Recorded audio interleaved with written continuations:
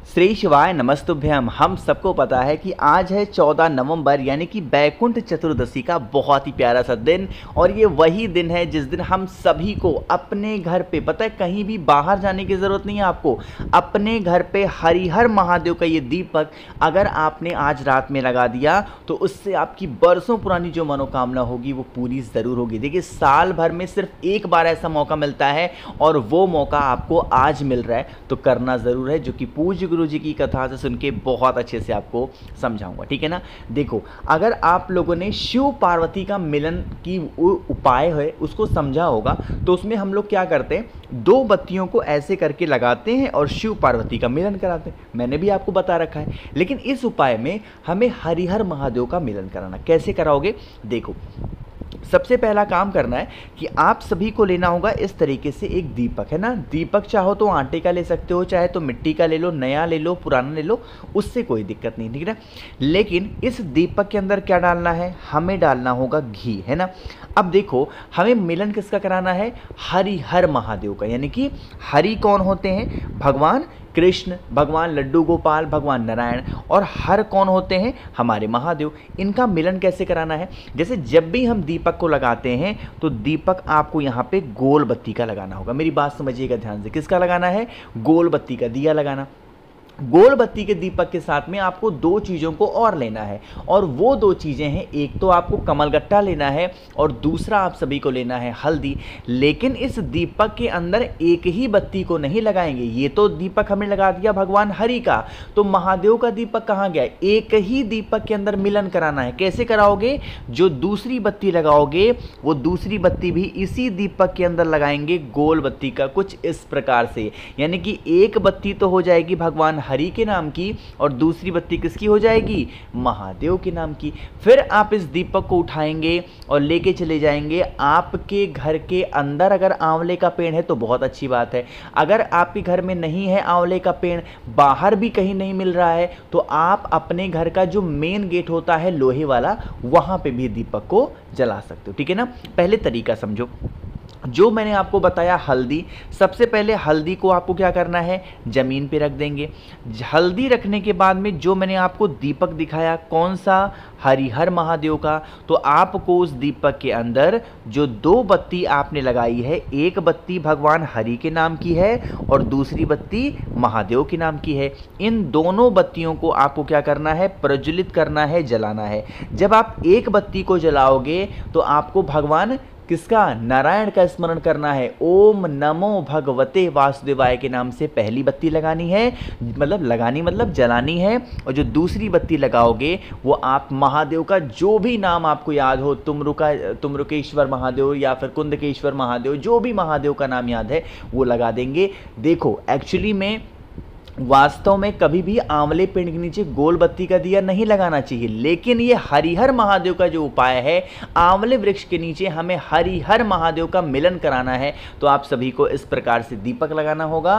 और आपको जो मैंने कमल गट्टा बताया, दीपक जलाने के बाद में उस कमल गट्टे को जलते हुए दीपक के अंदर अगर आप डाल देते हैं तो इससे आपके घर में माँ लक्ष्मी की कभी कमी नहीं होगी और हरिहर महादेव आपकी रक्षा, आपकी फैमिली की रक्षा, आपके परिवार की रक्षा स्वयं करेंगे। ठीक है ना। तो भूलना नहीं है, हर इंसान को, हर व्यक्ति को आज रात में यह उपाय जरूर करना होगा। ठीक है ना।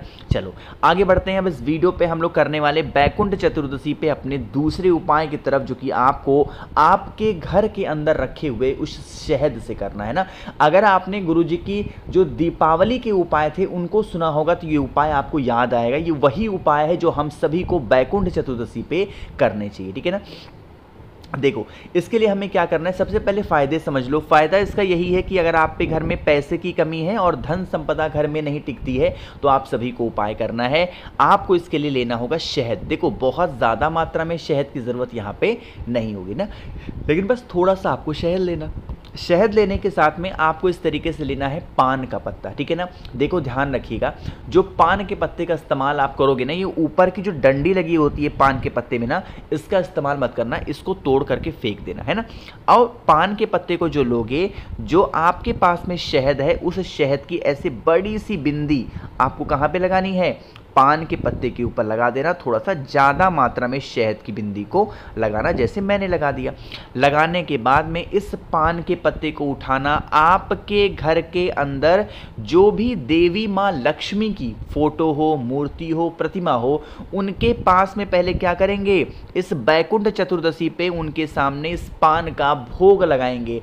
माँ लक्ष्मी से विनती करेंगे, प्रार्थना करेंगे, आराधना करेंगे कि हे माँ लक्ष्मी, हमारे घर में धन संपदा की कमी है, हम लोग परेशान हैं, कर्ज में डूबे जा रहे हैं, आप हमारी इन समस्याओं को दूर करें। जो भी व्यक्ति इन 5 दिवसीय दिनों में, यानी कि जो दिन दीपावली से लेके और पूर्णिमा तक के बीच में आती है, उसमें इस उपाय को कर लेता है तो उनके घर में कभी धन धान्य की कमी नहीं होती। लेकिन अभी उपाय खत्म नहीं हुआ। यह काम कब करोगे, बैकुंठ चतुर्दशी पे करेंगे। जब बैकुंठ चतुर्दशी खत्म हो जाए तो जो ये पान का पत्ता शहद के साथ में आपने माँ लक्ष्मी के साथ में भोग लगाया है, आपको फिर इस पान के पत्ते को उठाना होगा और फिर महादेव के शिवलिंग के ऊपर लेके जाएंगे और उसी पान के पत्ते को समर्पित कर देने से मां लक्ष्मी का जो वास होगा वो हमारे घर में बना होता है। कभी भी पैसों की कमी हमारे घर में नहीं होती। ध्यान रखिएगा, बैकुंठ चतुर्दशी पे पान के पत्ते पे शहद का भोग कहाँ लगाएंगे, माता लक्ष्मी को।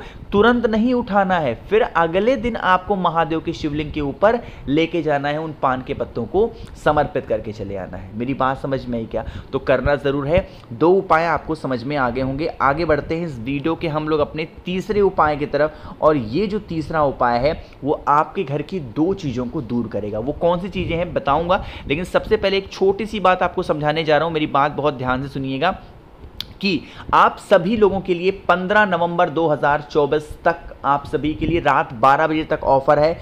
7 मुखी रुद्राक्ष या 9 मुखी रुद्राक्ष में से कोई भी एक रुद्राक्ष या दोनों आप लेते हो तो आपको इसके साथ में बहुत सारी चीज़ें फ्री दे रहा हूँ। एक तो 5 मुखी रुद्राक्ष फ्री मिलेगी, 3 मुखी रुद्राक्ष आपके बच्चों के लिए फ्री मिलेगी, 108 कमल गट्टे की माला आपको फ्री में मिलेगी, और प्लस महादेव को समर्पित करने के लिए भस्म भी आपको फ्री में मिलेगा।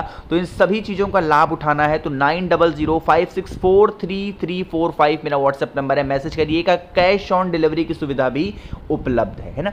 चलो अब बात करते हैं इस उपाय की। इस उपाय के 2 फायदे हैं।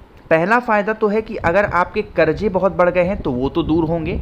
दूसरा, अगर कोई भी व्यक्ति घर में आपके रोगी है और उसका रोग नहीं ठीक हो पा रहा तो भी आप सभी को इस उपाय को करना होगा, ठीक है ना।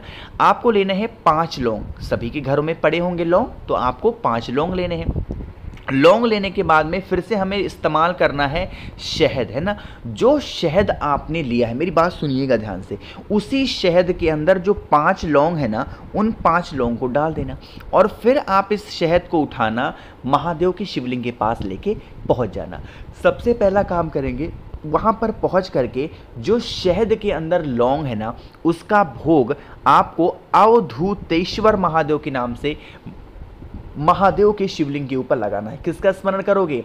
अवधूतेश्वर महादेव के नाम से महादेव के शिवलिंग के ऊपर उन 5 लौंग का भोग लगाएंगे।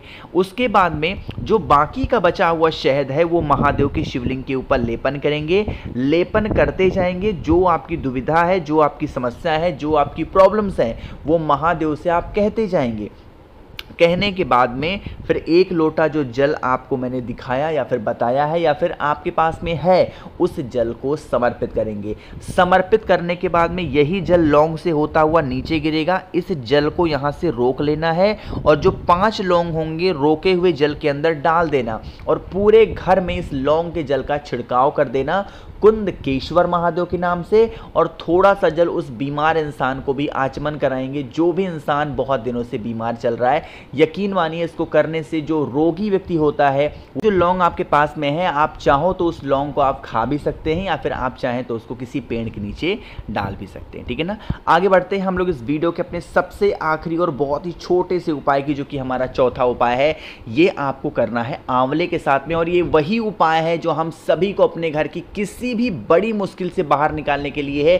खासकर अगर कोई भी व्यक्ति घर में बहुत संकट में है, चाहे वो बीमार रहता हो, चाहे नशा करता हो, किसी भी प्रकार से संकट में है, तो ये आपको रात्रि 9:15 का ये उपाय करना है। मुझे पता है कि ये उपाय आपको याद है, बट फिर भी आप कौन सी गलती कर रहे हैं अभी आपको समझ में आएगा। एक छोटा सा काम कर दो, जल्दी से वीडियो को लाइक कर दीजिए। जिसने अभी तक चैनल को सब्सक्राइब नहीं किया, मेरी आवाज़ पहली बार सुन रहे हैं, चैनल को ज़रूर सब्सक्राइब करेंगे ना। देखो, इसके लिए बहुत ही प्यारा सा नियम है कि ये जो सीज़न चल रहा है, मौसम चल रहा है, ये आंवले का सीज़न है ना। तो आपको कोई भी एक चीज़ लेनी है। एक चीज़ का मतलब कि आप चाहो तो आंवले का फल ले सकते हो। अगर आंवले का फल नहीं मिल पा रहा है तो आप आंवले की पत्ती ले लो। अरे पत्ती भी नहीं मिल पा रही है तो आंवले की डंडी ले लो। बहुत ज़्यादा नहीं लेना, सिर्फ एक एक लेना है। या तो आंवले का फल ले लो एक, या तो एक पत्ती ले लो, या तो आंवले का कुछ भी पार्ट ले सकते हो ना।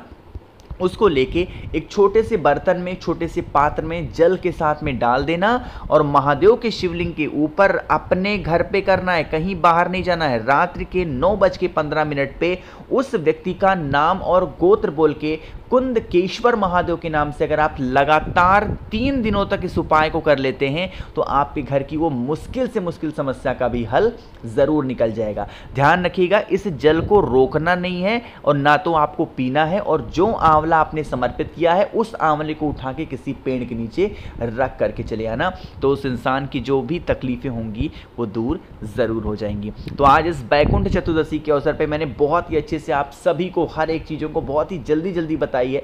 तो वीडियो अगर आपको पसंद आती हो तो लाइक ज़रूर किया करिए। कुछ पूछना है, नहीं समझ में आया, नीचे कमेंट सेक्शन में पूछें। और हाँ, एक छोटी सी बात और है कि अगर आपको ऑफर का लाभ उठाना है तो जितना जल्दी हो सकता है उतना जल्दी मैसेज करिए, कि जितना जल्दी मैसेज करोगे उतना जल्दी आपके घर तक उन सभी चीज़ों को मैं पहुंचा पाऊंगा। बाकी चैनल को तो ज़रूर सब्सक्राइब करेंगे। श्री शिवाय नमस्तुभ्यं।